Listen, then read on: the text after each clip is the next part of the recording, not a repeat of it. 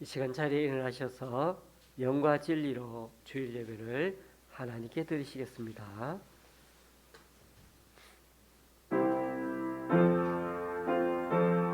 찬양하라 내 영혼아, 찬양하라 내 영혼아, 찬양하라 내 영혼아, 내 속에 있는 것들아 다 찬양하라. 경배하라 경배하라 내 영혼아, 경배하라 내 영혼아, 내 속에 있는 것들아 다 경배하라. 감사하라 감사하라 내 영혼아,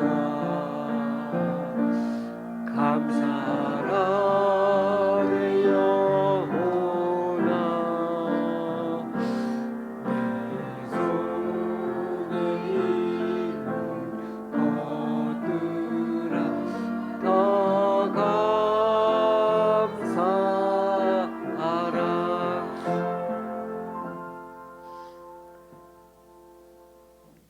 하늘에서는 주 외에 누가 내게 있으리요, 땅에서는 주밖에 내가 사모할 리 없나이다.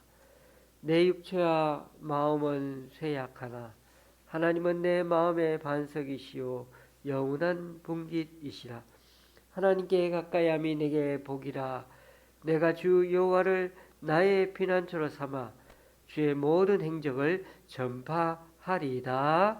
아멘. 사도신경으로 주님께 신앙 고백 올려드립니다.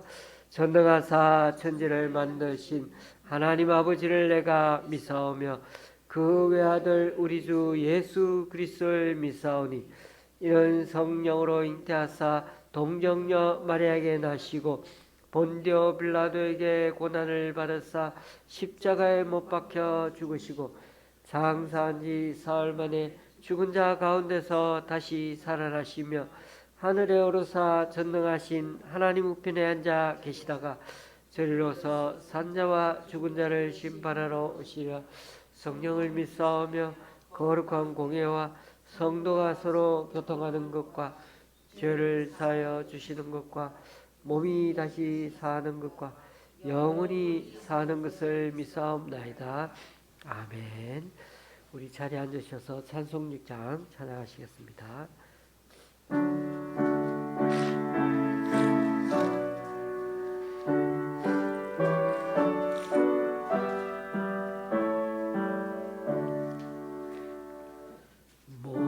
목소리 높여서 주 찬양하여라. 영광과 존귀와 진리와 위엄은 오늘이 다스리시는 만왕의 왕께 돌려라.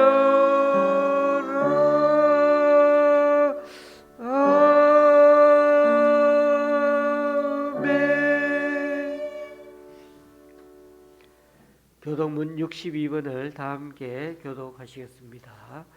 성경책 뒷면에 있는 교독문 62번입니다.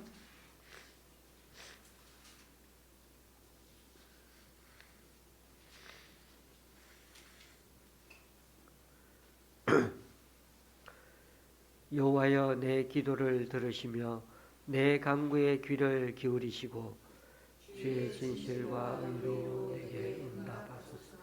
주의 종에게 심판을 행하지 마소서. 주의 눈앞에는 의로운 인생이 하나도 없나이다. 원수가 내 영혼을 핍박하며 내 생명을 땅에 엎어서 나로 죽은 지 오랜 자같이 나를 암흑 속에 두었나이다. 그러므로 내 심령이 속에서 상하며 내 마음이 내 속에서 참담하니이다. 내가 옛날을 기억하고 주의 모든 행하신 것을 엎조리며 주의 손이 행하는 일을 생각하고 주를 향하여 손을 펴고 내 영혼이 마른 땅같이 주를 사모하나이다. 여호와여 속히 내게 응답하소서. 내 영이 피곤하니이다. 여호와여 주의 이름을 위하여 나를 살리시고 주의 의로 내 영혼을 환난에서 끌어내소서. 주의 인자하심으로 나의 원수들을 끊으시고 내 영혼을 괴롭게 하는 자를 다 멸하소서.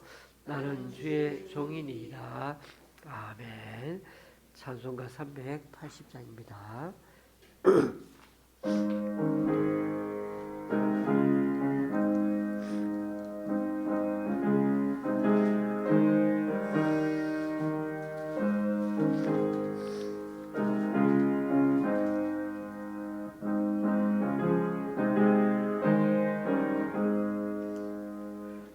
나의 생명 되신 주 주님 앞에 나옵니다.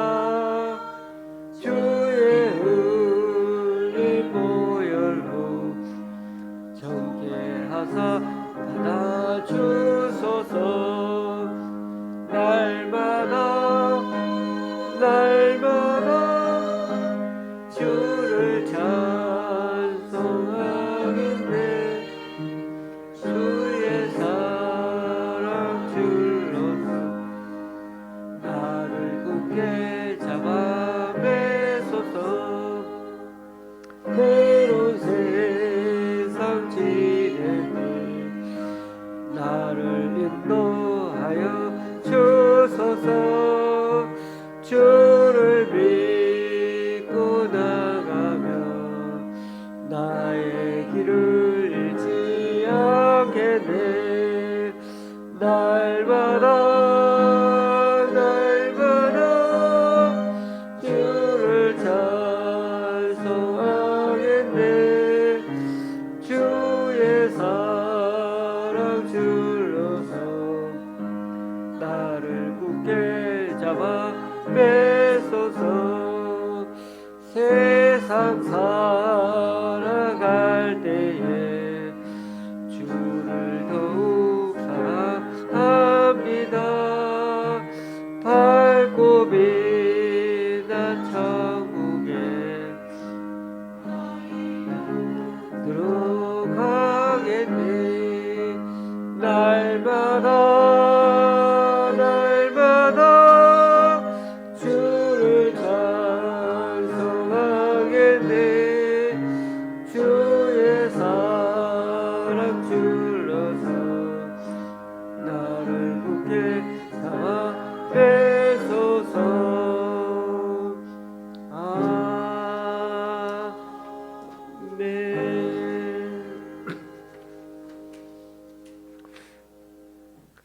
주보 이면을 펴시고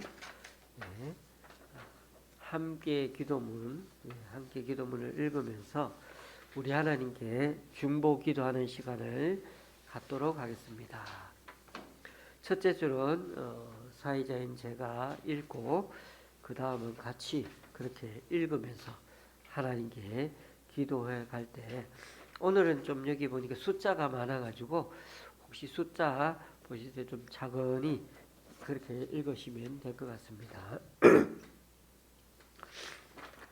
먼저 우리 자신을 살피고서 기도하고자 합니다. 우리가 죄악을 품고 기도하면 그 기도는 듣지 않으시기에 이 시간 우리 자신의 죄인됨과 부족함, 연약함을 주님께 고백하고 맡깁니다. 주님의 보혈로 우리를 정결케 하여 주시고 성령님의 인도하심과 능력을 덧입어 기도하는 이 시간 되게 하여 주소서. 잠시 기도하십니다.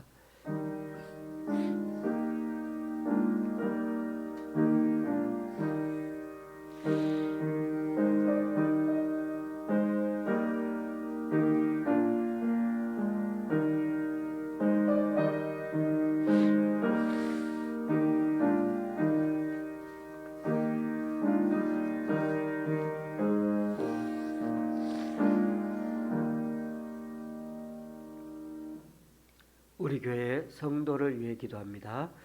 오랜 재활 치료 중인 강준자 권사님이 정신적으로도 고통받고 있는데 주님께서 긍휼히 여겨주셔서 다시금 신앙을 붙잡고 회복할 수 있도록 은혜 내려 주옵소서. 퇴원 후 힘들어하는 유혹은 성도에게도 정상적인 생활로 이어지도록 그 의지를 강하게 붙들어 주옵소서. 교회에 나오지 못하는 성도들을 긍휼히 여겨 주시고 때가 되어 다시금 주님을 예배하는 교회로 돌아올 수 있도록 믿음을 더하여 주옵소서. 그 외에 각 가정의 기도 제목에 응답하여 주시고 올해도 주님 붙들고 동일한 부지런함으로 묵묵히 나아가게 하셔서 소중한 영혼 한 명이라도 이곳을 예배자로 채워나갈 수 있도록 주님 인도하여 주옵소서. 기독교 이민자들을 통한 복음 전파를 위해 기도합니다. 세계 기독교 연구센터에서 발표한 통계에 의하면 2026년 현재 전 세계 종교 인구는 73억 8,800만 명인데 이 중 기독교 인구는 26억 7,300만에 달합니다. 그리고 무슬림은 21억 500만 명, 힌두교인은 11억 4,800만 명, 불교도는 5억 3,500만 명이고 불가지론자와 무신론자를 합한 무종교인은 9억 1,100만 명으로 추산됩니다. 특히 이번 보고서에는 특히 2주를 통한 종교 인구 변화에 주목하고 있습니다. 먼저 유럽의 해외 이주민에는 무슬림 인구가 단년 증가했습니다. 1975년 유럽의 무슬림 인구는 2% 미만이었지만 2025년에는 7%에 달했습니다. 그와 더불어 비서구권 출신 기독교인들도 세계 곳곳으로 이주하는 현상도 눈에 띄게 증가하고 있습니다. 유럽의 주요 도시에는 나이지리아, 가나, 브라질 등에서 온 기독교 이민자들이 상당히 거주하고 있으며 뉴질랜드 오클랜드에는 최소 30개의 중국계 기독교 공동체가 세워졌고 인구의 30% 이상이 해외에서 유입된 이민자로 채워진 호주에서도 이민자 교회들이 크게 늘어났습니다. 또한 2023년 기준으로 216만 명이 해외에서 일하고 있는 필리핀인들로 인해 중동 국가들 안에서는 기독교인 비율이 증가하고 있습니다. 전쟁과 갈등, 질병과 빈곤의 위기 앞에서도 세계 기독교가 성찰과 협력을 통해 함께 성장해 나가고 있는데 기독교 이민자들을 통해 그리스도의 복음과 사랑이 세계 곳곳에 전파되도록 주님 도와주소서. 물 파산 시대에 접어든 전 세계 기근을 위해 기도합니다.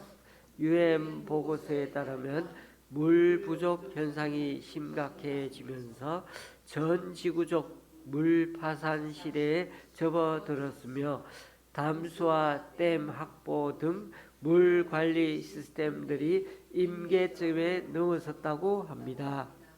현재 인구의 75%가 물 부족 국가로 분류된 곳에 살고 있으며 22억 명은 안전하게 관리되는 식수를 이용하지 못하는 상황입니다.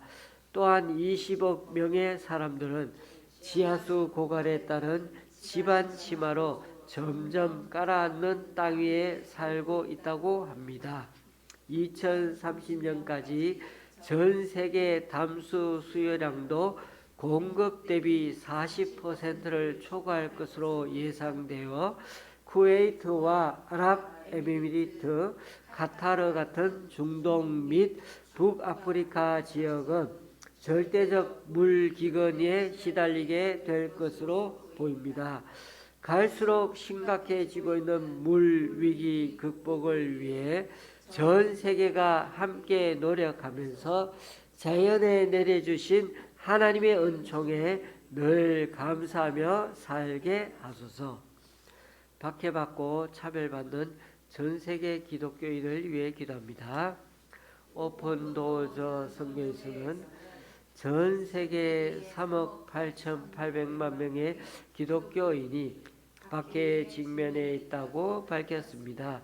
신앙을 이유로 국내 실향민 또는 난민이 된 기독교인은 22만 4,129명에 달했는데 이는 2024년보다 2만 명 정도가 증가한 수치입니다. 또 기독교인 4,849명이 살해당했고 6만 7,843명은 신앙을 이유로 신체적 또는 정신적 학대를 경험한 것으로 조사되었습니다. 신앙과 관련하여 강간이나 성희롱을 당한 경우는 2024년 3,123명에서 2025년에는 4,055명으로 증가했고 기독교인과 비기독교인 간의 강제 결혼도 2024년에 비해 300건 가까이 늘어 1,147건입니다. 또한 교회를 비롯한 기독교 시설 7,679곳이 공격을 받았고 기독교인이 소유한 주택이나 상점 등에 대한 피해도 25,794건으로 나타났습니다. 박해와 핍박 속에 있는 기독교인들이 그리스도 안에서 참 자유와 평화를 누리고 기독교에 대한 감시와 통제가 강한 나라들에서 교회와 기독교인들이 보호받을 수 있도록 주님 역사하여 주소서. 이 시간 우리 자신의 기도 제목과 예배를 위해 잠시 기도하시겠습니다.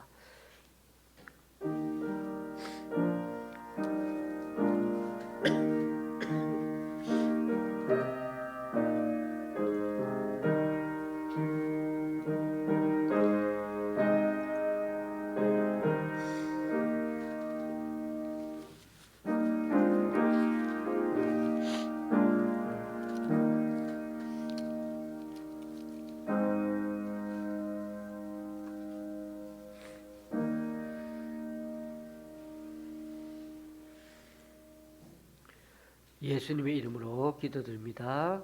아멘. 오늘 우리에게 주시는 하나님의 말씀은 요한복음 3장 25절에서 30절까지입니다.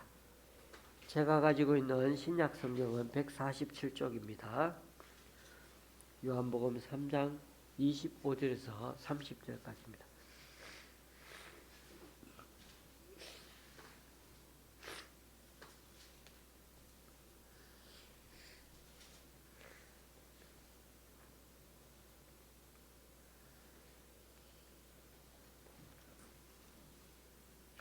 교도가실 때 제가 먼저 읽도록 하겠습니다. 이에 요한의 제자 중에서 한 유대인과 더불어 정결 예식에 대하여 변론이 되었더니 그들이 요한에게 가서 이르되 랍비여 선생님과 함께 요단강 저편에 있던 이 곧 선생님이 증언하시던 이가 세례를 베풀매 사람이 다 그에게로 가더이다. 요한이 대답하여 이르되 만일 하늘에서 주신 바 아니면 사람이 아무것도 받을 수 없느니라. 내가 말한 바 나는 그리스도가 아니라 보내심을 받은 자라고 한 것을 증언할 자는 너희니라. 신부를 취하는 자는 신랑이나 서서 신랑의 음성을 듣는 친구가 크게 기뻐하나니 나는 이러한 기쁨으로 충만하였노라. 그는 흥하여겠고 나는 쇠하여야 하리라 하느니라. 아멘.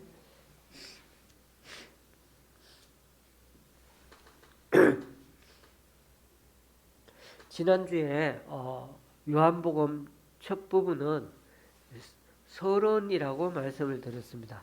1장 1절에서 18절까지가 서론이라고 말씀드렸습니다. 그런데 예수 그리스도가 누구인가? 이 부분을 제일 먼저 서론에서 알려주는데 놀라운 사실은 처음부터 예수님은 처음부터 태초전부터 말씀으로 존재하던 분이시고 창조주 하나님이라고 그렇게 선포하고 있습니다. 책을 쓰는 첫 부분부터 아주 강렬하게 아주 단정적으로 그렇게 말하면서 시작하는 게 바로 요한복음 서문입니다. 말씀이신 창조주 하나님이 육신의 몸으로 오신 분이 바로 예수님이시라는 겁니다.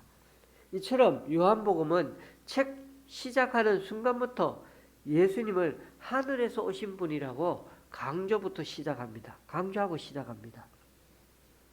이처럼 요한복음은 마태, 마가, 누가 등 공관복음과는 좀 다르게 철저하게 예수님 스스로 하나님이시라는 정체성을 갖고 행동하신다고 그렇게 묘사하고 있습니다.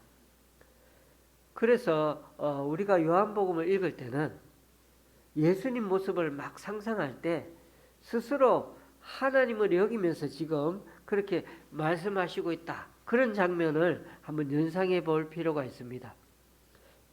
그래서 요한복음에는 7가지 표적, 다른 데서는 기적, 치유 이런 것들 많이 나오지만은 그러나 여기 요한복음에 딱 7번만 표적을 보여주시죠. 그리고 7가지 예수님에 대해서 자신을 가리키는 상징적인 이미지도 보여줍니다. 그래서 요한복음에는 마태, 마가, 누가 같은 이 공관복음처럼 예수님의 기적과 치유 사건을 많이 보여주지는 않지만은 딱 완전수 7가지를 통해서 당신 자신이 하늘에서 오신 분이라는 것을 확실하게 그렇게 알려주고 계신 겁니다. 그러면서 7가지 이미지, 나는 생명의 떡이다, 세상의 빛이다, 양의 문이다, 부활이요 생명이다, 선한 목자요 길 진리 생명, 그리고 참 포도나무라고 그렇게 상징적인 이미지를 우리들에게 이렇게 당신 자신을 소개해 주십니다. 자, 조금 더 말씀을 드리면 우리가 믿는 예수님이 이 땅에 오실 때 사람의 몸으로 오셨지만은 원래는 말씀이신 하나님이라는 걸 계속해서 강조하고 있습니다. 말씀으로 처음 세상을 창조하실 정도로 그 위엄과 능력은 아주 이루 말할 수 없는 분인데 그런 그분이 주님이 사람의 몸으로 거기서 제한되어서 이 땅에 오셨다는 사실을 강조한 것입니다. 그래서 우리가 그 하나님의 자녀가 되려면 반드시 우리가 하나님 자녀가인지 아닌지를 확인해 봐야 되는데 그것이 바로 우리 속에 말씀이 있는가 하는 것이 중요합니다. 말씀이신 하나님이 우리에게 말씀을 주셨는데 그 말씀을 갖고 우리가 살아가고 있는지, 그렇지 않다면 우리는 하나님의 사람이 아닌 것이죠. 말씀이신 하나님, 즉 하나님의 말씀을 우리 속에 담고 살아가지 않는다면 우리는 하나님 자녀라고 말할 수 없다는 것입니다. 너희가 내 안에 거하고 내 말이 너희 안에 거하면 무엇이든지 원하는 대로 구하라. 그리하면 이루리라. 15장에 있는 말씀인데 세번역 성경에는 너희가 내 안에 거하고 내 말이 너희 안에 거하면 할 때 거한다는 말이 너희가 내 안에 머물러 있고 내 말이 너희 안에 머물러 있으면 그렇게 해석했습니다. 머물러 있어야 됩니다. 진정한 그리스도인은 어떤 힘든 상황과 어려움이 살다 보면 막 많이 닥치잖아요. 그런데도 그 진정한 그리스도인인지 아닌지를 이 세상에서 알 수 있는 것은 그 가운데서도 그런 힘든 상황 속에서도 하나님 말씀이 우리를 이끌어 가도록 우리 속에 말씀이 머물도록 그렇게 허용하는 사람, 하나님 말씀이 우리에게 머물도록 허용하는 그 사람이 바로 가리켜서 그리스도인이라고 말한다는 것입니다. 그러니까 집에서 텔레비전을 보고 또 우리가 여러 가지 뭐 쉬고 놀더라도 사람들과 혹시 막 내가 다투고 있더라도 하나님의 말씀이 내 마음의 양심에 자꾸 두드리도록 여지를 남겨놓는 것, 양심도 찔리고 막 그렇게 하도록 남겨놓는 그 사람이 바로 하나님의 자녀라는 것입니다. 여러분, 그게 참 쉽지는 않지만, 그죠? 평상시는 별로 문제가 안 되지만은 이렇게 우리가 양심의 가책을 느끼며 조금이라도 말씀 중심으로 살려고 하지 않는다면, 그저 교회에서 생활하는 행동 다르고 집에 가면 완전히 다른 사람이 되어 살아간다면, 그렇게 지금 내가 살아가고 있다면, 그런 이중적으로 살아가고 있다면 정말 우리는 반성해 보아야 한다는 것입니다.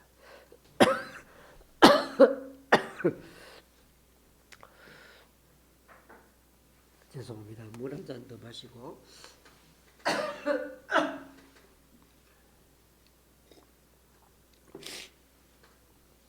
요한복음의 관점으로 한 가지 더 말씀드리겠습니다.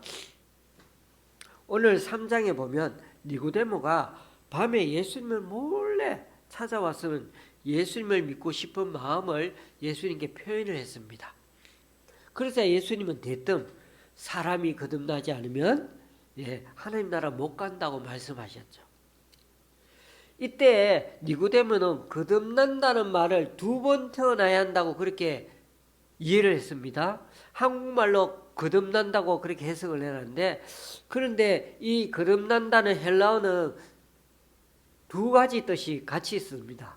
거듭이라는 2번이라는 그런 말도 있지만은 또 하나는 위로부터라는 뜻도 있습니다.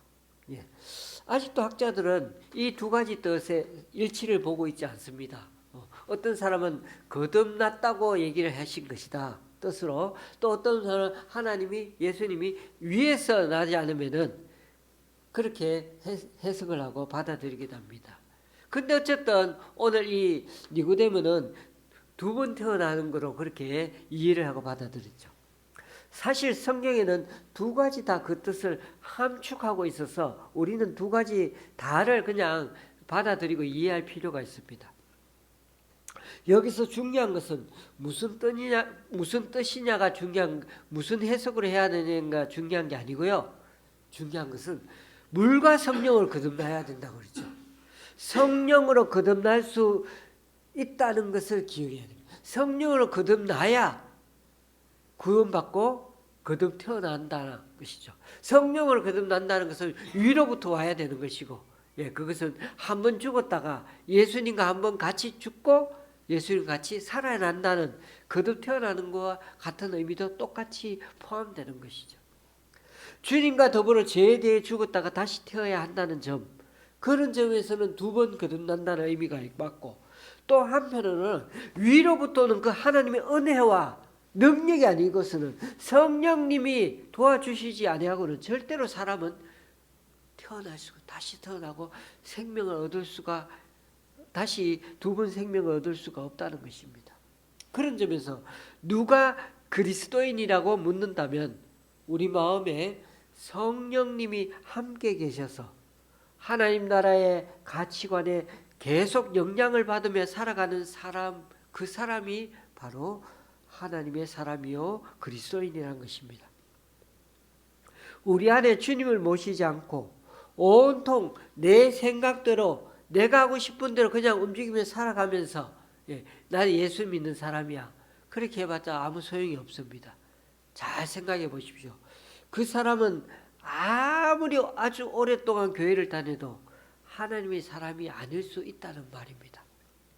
그러니 여러분, 제일 조심해야 하는 시간은 우리가 교회를 떠나서 세상에 살아가고 있을 때입니다.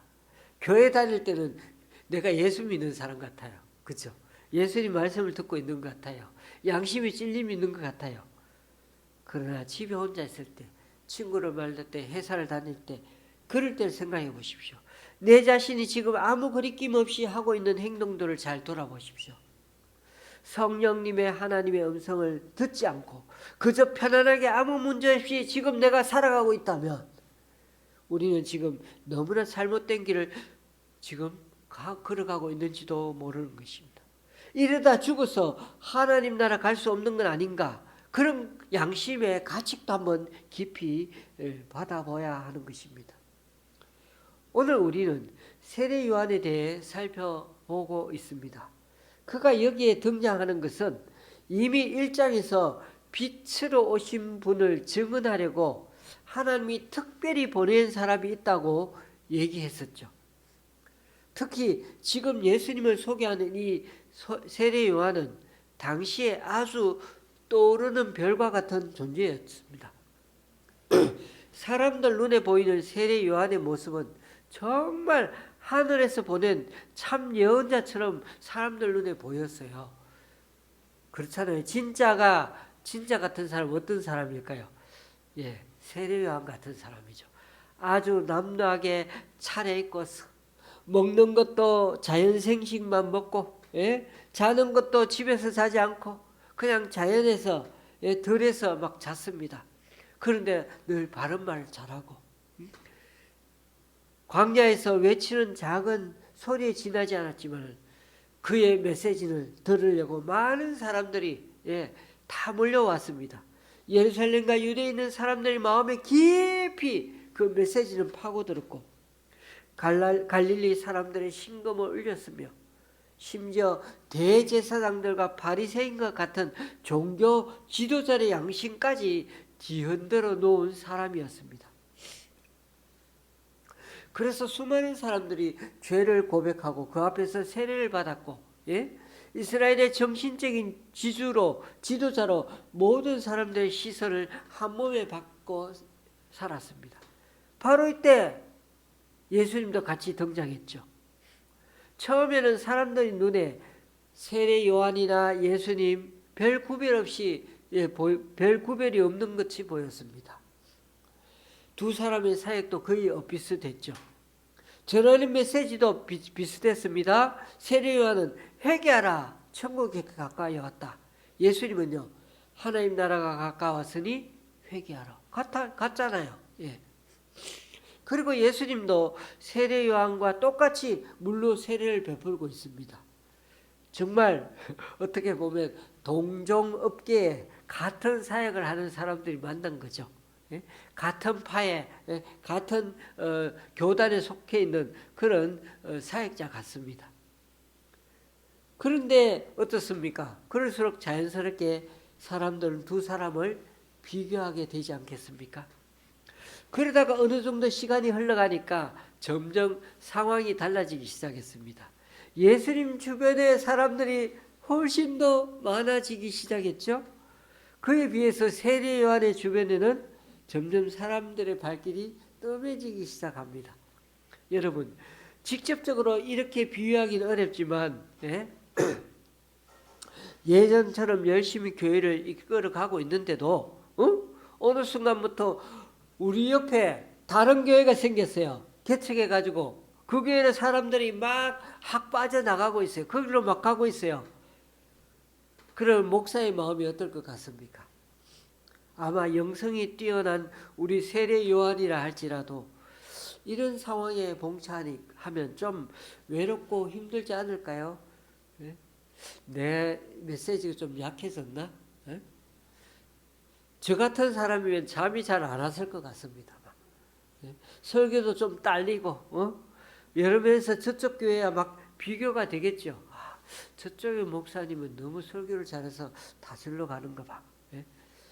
저도 이런 마음 요즘 들어 좀 많이 느끼고 있습니다만은 신학교 동기 목사들을 가끔 막 만나면은 막 잘 나가고 이러면은 그런 마음이 제가 안 들 수가 없죠.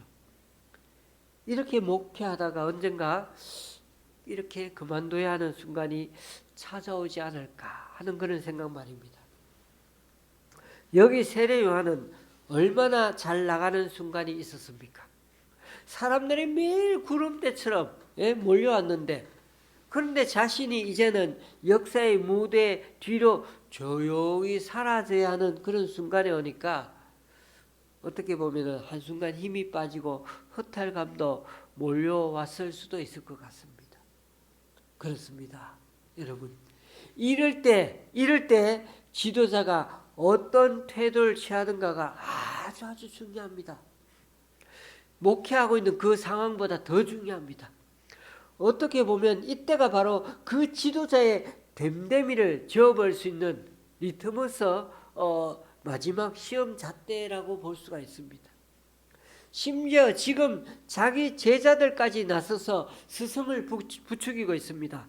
다들 선생님이 증언하던 사람에게로 가고 있는데 이제 어떻게 해야 합니까? 선생님이 지금 그분을 이렇게 증언했는데 그분에게 다 다른 사람들 가고 우리 교회는 안 오잖아요. 이렇게 얘기하는 겁니다. 그러자 요한의 대답은 너무나 단순하고 명료합니다. 그분이야말로 하늘에서 보낸 분이기 때문에 나는 그분의 자리에 서 있어서는 안 된다는 것입니다. 그분의 자리에서 내가 비껴나야 된다는 겁니다. 나는 그리스도가 아니라 그리스도를 증거하는 사람이기 때문이란 거죠. 나는 결혼하는 신랑이 아니고 결혼하는 신랑을 축하하러 온 신랑 친구라는 겁니다. 신부를 취하는 자는 신랑이나 서서 신랑의 음성을 듣는 친구가 크게 기뻐하나니 나는 이러한 기쁨으로 충만하였노라. 누구든 주인공이 되고 스포트라이트를 받기 원합니다. 그러나 여기에 자신은 그런 주인공이 아니라 주인공의 친구요 들러리로 만족한다고 하는 사람이 있습니다. 자신이 찬양과 경배의 자리에 서지 않고 그것도 억지로나 인색함으로 혹은 섭섭함으로 서 있는 게 아니고요. 너무나 기뻐서 그 자리에 서 있다고 말하는 사람이 바로 세례 요한입니다. 우리가 교회에 다니면 세례 받기 전에 제일 먼저 물어보는 질문 하나가 있죠. 제일 첫 번째 꼭 묻는 질문이 있습니다. 다른 질문 안 해도 되는데 꼭 이 질문을 한번 꼭 하죠. 소요리 문답 제1문, 사람의 제일 되는 목적은 무엇인가? 그러면 그 대답은 하나님을 영화롭게 하는 것과 영원토록 그를 즐거워하는 것이라고 대답합니다. 그렇습니다. 우리들 인간이 여기 이 땅에서 지금 살아가는 이유 분명합니다. 그분을 영화롭게 하는 것과 그분을 영원토록 즐거워하는 데 있다는 것입니다. 우리 인생의 진정한 행복, 즐거움은 주님을 위해서 살아가는 데 있다는 것이죠. 교회 다니고 예수님을 믿는 게 엄청 고차원적이고 또 성경 공부와 새벽기도 열심히 해야 쌓아가는 그런 길이라고 생각하는 거 그것도 좋지만 딱 그런 게 아니라 제일 첫 번째 질문 이 하나만 잘 새기면 됩니다. 무식한 할머니도 천국 갈 수 있고요. 다른 성경 공부 제대로 못해도 관계없는데 이 첫 번째 질문 하나만 잘 새기면 주님 앞에 갈 수 있다는 것입니다. 그런 점에서 하나님 앞에서 인생은 오히려 거꾸로입니다. 우리 그리스도인이 우리 스스로 잘 지워질 줄 아는 사람이 아름다운 인생을 사는 법입니다. 내가 잘 드러날 줄 아는 사람이 아니고 잘 지워질 줄 아는 사람이 하나님 앞에 오히려 빛나는 별이 되는 것입니다. 하나님은 바로 그런 사람을 통해 당신의 일을 하십니다. 하나님은 그런 사람을 통해 이 세상을 더 푸르게 바꾸어 가신다는 것입니다. 세례 요한이 힘주어 대답하는 확신의 목소리를 한번 기억하십시다. 그는 흥하여야 하겠고 나는 쇠하여야 하리라. 그런데 교회 유명한 목사님들 중에는 거꾸로 하는 목사님이 계시더라고요. 그나마 제가 다른 목사님들 중에 정말 좀 나름대로 참 오랫동안 지금까지 존경했던 분이 이번에 아들과 교회 개척해서 나간다고 어마어마한 액수의 돈을 요구했다는 얘기를 들으면서 참 마음이 아팠습니다. 다행히도 그 목사님이 지난주에 주일에 설교하시면서 마지막 설교를 하시고 원로 목사로서 이제 마지막 설교라고 그 교회는 그만 나가겠다고 그렇게 얘기하면서 일단락 짓는 것으로 끝났습니다마는 그분은 그렇게 오랫동안 설교하면서 또 많은 사람들의 선한 영향력을 미치며 또 다른 어떤 설교자보다도 많은 사람들에게 그는 흥하여야 하겠고 나는 쇠하여야 하리라 그렇게 외쳐야 됐지만은 마지막엔 그게 잘 안 되었던 것입니다. 40억은 받아나가야 되겠다고. 그런데 세례 요한은 감옥에서 죽는 마지막까지 자신이 스스로 지워지고 있음을 알았지만은, 그쵸? 그 때문에 오히려 기뻐한 사람이 세례 요한이었습니다. 자신의 목이 여성들의 치마폭에 휩싸이는 바람에 쟁반에 들려지는 최악의 사태가 왔어도 그는 하나님 앞에 기뻐하며 하나님 품에 안긴 사람이었습니다. 그런 점에서 목사라는 직책은 또 하나님 앞에 살아가는 우리들은 결국 자신이 말한 대로 살아가고 나서야 나중에 그 삶이 드러나는 자리인 것입니다. 마지막까지 떠나는 자리가 아름다워야 하는 자리가 목사의 자리이며 저와 여러분의 삶의 자리인 것입니다. 사랑하는 교우님들, 목사들이 설교 잘하면 많은 사람들에게 감명을 줄 수 있습니다. 그러나 설교한 뒤에 떠난 그 자리가 그의 삶이 훨씬 더 큰 영향력을 주고 울림을 준다는 걸 알아야 합니다. 그런 점에서 우리가 믿고 따라가는 종교란, 신앙이란 바로 이런 것입니다. 종교를 개혁한다는 것은 제도를 개혁하는 일이 아닙니다. 사람이 개혁되어야 합니다. 바뀌어야 합니다. 이런 사람이 우리 속에서 자랄 때 개혁은 시작되는 것입니다. 누구든지 받은 것만큼 일하면 그 인생이 행복한 법입니다. 그 이상 분수를 알아야지 그 이상 내가 더 잘하려고 할 필요도 없습니다. 외모가 똑같은 사람이 하나도 없듯이 누구는 더 똑똑하고 더 잘난 사람이 있겠죠. 예? 하나님으로 받던 영역이나 역할도 사람마다 다른 것입니다. 그런 점에서 누가 더 낫다 덜 낫다 이런 것이 중요한 게 아니고요. 자신이 누구인지를 정확하게 아는 사람이야말로 주님 보시기에 아주 큰 인물인 것입니다. 그래서 세례 요한이 여자가 낳은 자 중에 가장 큰 사람이라는 칭찬을 들었는지 모르겠습니다. 세상 눈에는 작은 자로 보일지는 몰라도요, 예수님은 큰 자라고 그렇게 칭하 주시는 것입니다. 비록 빛도 없고 이름도 없는 작은 일에 부름받았다 할지라도 여러분, 큰 일에 부름받은 다른 사람들의 모습을 오히려 부러워하거나 비판하거나 질투하지 말고 지금 부른 그 일에 계속 충성해가는 그 사람을 주님은 반드시 칭찬하실 것입니다. 천국문에 들어갈 때 여러분 문지기가 서 있는데요, 그 문지기는 딱 하나만 검사할 것 같아요.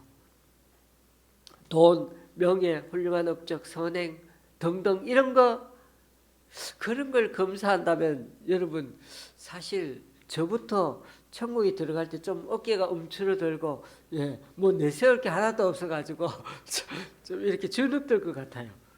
그런데 다행히 천국 문지기는 이런 거 하나하나 검사하지 않고 딱 하나 예수님 때문에 들어왔는지를 봅니다.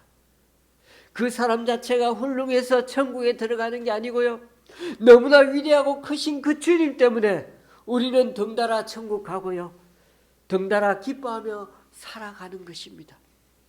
그래서 우리라는 존재는 비록 세상이 보기에는 비록 실패자처럼 보이는 인생을 살고 있는 상태라 할지라도요, 예수님을 생각할 때마다 그 얼굴에 기쁨이 넘치면 하나님은 그 사람을 큰 자라고 말씀하십니다. 말씀을 마칩니다. 교우님들, 우리가 살아가는 교회 안에서도 눈에 보이지 않지만 두 부류의 신앙인이 있습니다. 한 부류는 예수님의 이름을 빌려서 자기가 흥해야겠다고 생각하는 사람들입니다. 그런 사람들은 예수 이름으로 복도 받고 소원 성취도해서 편하게 사는 것이 신앙생활하는 목적입니다. 이런 사람들이 우리의 예상보다 참 많다는 게 오늘날 살아보니 그걸 많이 느낍니다. 그럼에도 또 다른 부류의 사람들이 있는데 오늘 세례 요한처럼 예수님을 위하여 자기가 쇠하기를 소원하는 자들입니다. 저와 여러분은 이 세상에서 가장 큰 자가 되어 살다가 가기 원하십니까? 아니면 나중에 천국에서 큰 자가 되기 원합니까? 기억하십시다. 인생은 들의 풀과 같고 그 영화가 들의 꽃과 같다는 사실 말입니다. 세상의 아름다움이 아무리 황홀해도 그것은 영원하지 않습니다. 금방 말라서 바람에 날리는 들꽃과 같고 아침 햇살에 밀려나는 안개와 같은 것입니다. 교우님들, 지금 우리가 좀 오래 당하는 이 역경과 어려움이 있다 할지라도요, 너무 그게 좀 힘들어서 욥처럼 너무 좀 고통스럽고 부르짖어도요, 지금 이렇게 좀 허무한 인생처럼 느껴져도 중요한 것은 우리가 이전과 똑같이 동일한 부지런함으로 살아간다면 허무하게 느껴지는 이 인생도 언젠가는 역전되어 주님 앞에 서는 날이 도래하게 될 것입니다. 예수 그리스도를 높이기 위해 자기는 철저하게 망하기를 소원하는 그 세례 요한처럼 우리도 언젠가는 하나님 나라에서 큰 자로 보이게 될 것입니다. 부디 이 세상 눈으로 보기에는 너무나 초라하게 보이고 좀 작아지는 한이 있더라도 천국에서는 주님 앞에서는 큰 자로 인정받는 그런 삶을 살아가기 원하는 저와 여러분의 삶이 되시기를 주님의 이름으로 간절히 축원합니다. 기도하시겠습니다. 참 좋으신 하나님, 오늘도 우리를 이 자리에 불러주셔서 진심으로 감사드립니다. 아무것도 아닌 우리들이 지금 이렇게 살아가고 있는 그 자체가 전적으로 하나님의 은혜임을 늘 잊지 않는 우리들이 되기 원합니다. 온 우주의 창조자이신 하나님이 인간의 육체가 되어 구원하러 오셨는데도 여전히 우리가 죄인인지를 모르고 살 때가 참 많습니다. 그 무엇보다 하나님을 믿는다 하면서도 오랜 신앙생활을 해오면서도 여전히 자기 의로움을 내세우며 그 덕으로 천국을 가려는 우리 자신을 보게 됩니다. 오늘 말씀처럼 비록 자신의 삶이 점점 쇠하여지더라도 주님 때문에 그 인생을 기뻐하고 즐거워하는 세례 요한의 삶을 쫓아가는 우리 되게 하여 주옵소서. 분수를 아는 자가 되게 하시고 주님이 오히려 세상에서 낮아질 때 오히려 천국에서 큰 자가 되는 이 역전의 원리를 잊지 않는 우리 되게 하여 주옵소서. 그래서 지금 맡은 일에 충성하고 늘 해오듯이 작은 일에 묵묵히 동일한 부지런함으로 살아가므로 하나님 나라에서 큰 자가 되는 우리 되게 하여 주옵소서. 언제 여기서 떠나가야 하는 언젠가는 여기서 떠나가야 하는 우리 인생의 마지막 마무리 또한 늘 되새기면서 살되 떠나는 자리가 아름다운 우리 되게 하여 주옵소서. 세상의 평가보다 주님의 마지막 평가를 더 엄중하게 생각하면서 이 땅에서 코박고 사는 삶이 아니라 천국에서 삶이 우리의 진정한 목표가 되게 하여 주옵소서. 예수님의 이름으로 기도드리옵나이다. 아멘. 찬송가 315장입니다.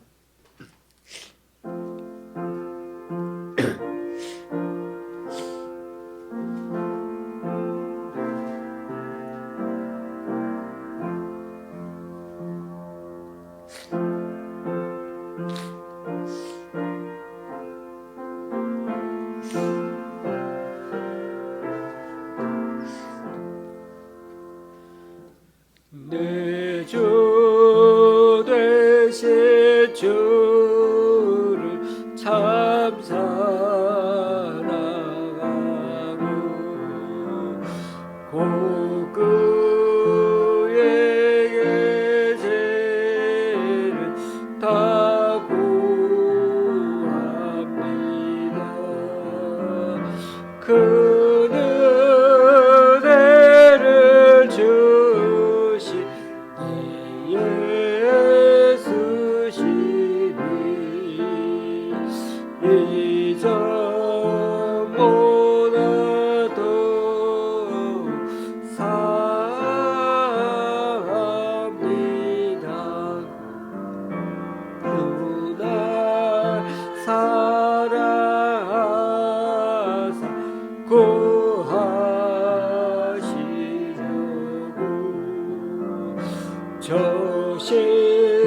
십자가 고난 당하셨도다. 그가 심한 스승 주의 우리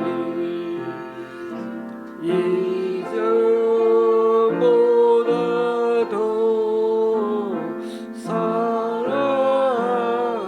사랑합니다. 내 평생의 힘쓸 그 그리움을 주 예수의 도움을 늘 기리리라.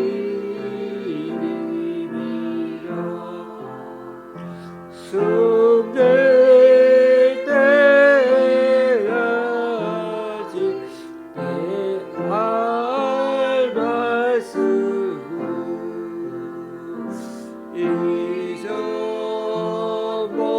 이전보다도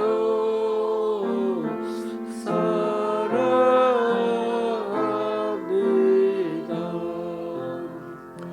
그 영광의 나라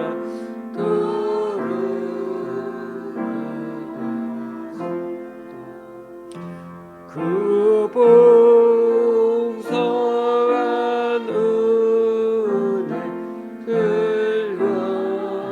감사리 그 멸류관 쓰고 나 찬송할까.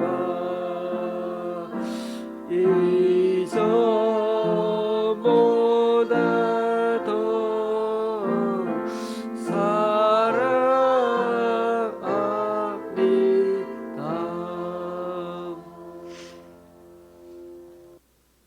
이제 다 같이 일어나셔서 하나님께 예물을 봉헌하시겠습니다.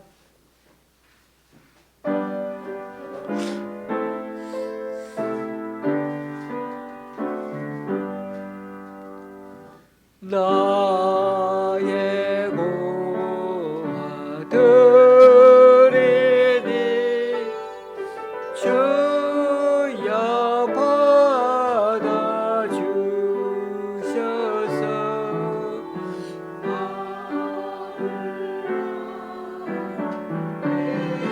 위하여 주 뜻대로 쓰소서.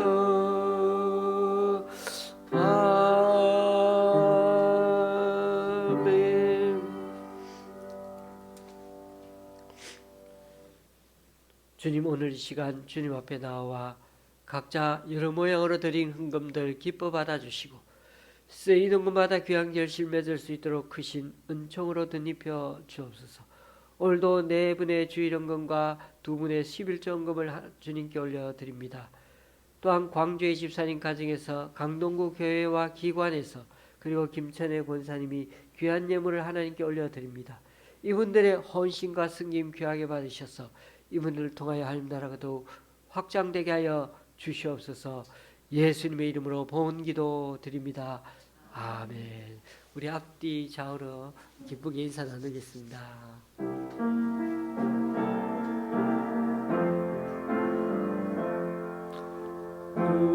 우리에게 향하신 여호와의 인자하심이 크고 그로다 그 시도다 크고 그도다 그 시도다.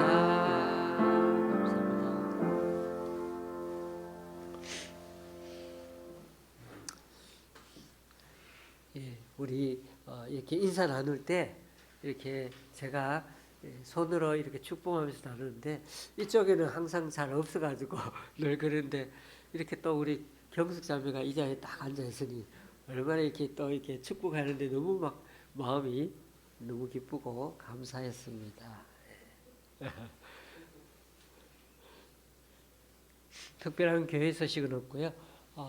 내일까지는 좀 날씨가 춥다고 하네요. 그래서 이렇게 건강을 조심하시고 제가 지금 요즘 코가 안 좋아가지고 좀 고생하고 있는데 건강 꼭 유념하시고 다니시면 좋겠습니다. 우리 강춘자 권사님 또 유호건 성도님 생각하실 때마다 좀 기도해 주시고요. 강춘자 권사님은 계속해서 좀 이렇게 정신적으로도 조금 많이 외롭고 힘드신가 봅니다. 그래서 특히 뇌에 지금 이렇게 압력이 들어가서 좀 이렇게 정신이 조금 왔다 갔다 하시는 부분도 있는데 위에서도 특별히 좀 많이 기도해 주시면 감사하겠습니다. 우리 찬송가 53장입니다.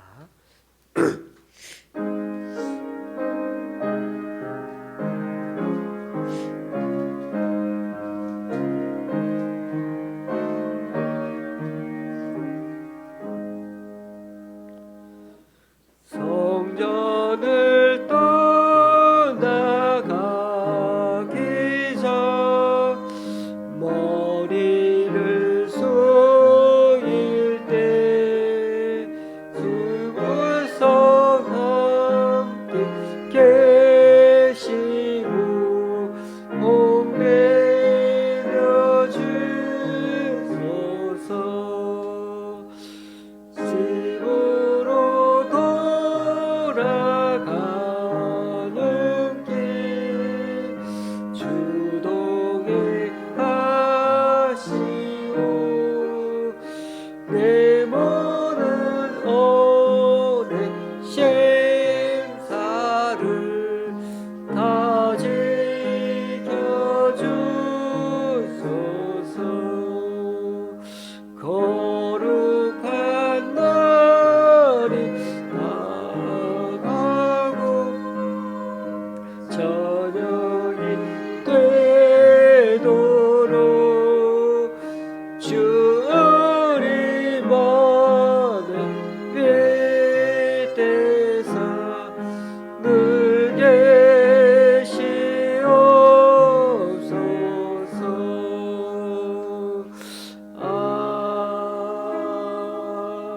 아멘.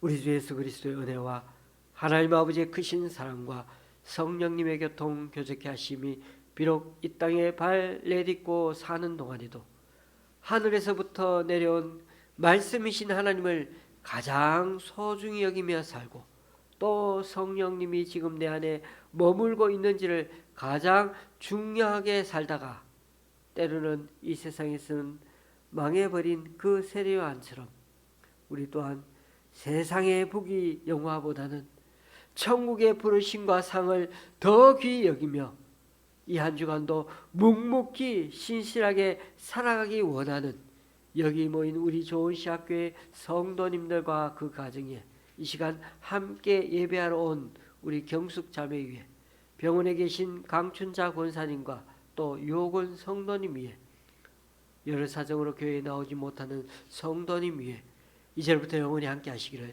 간절히 축원하옵나이다.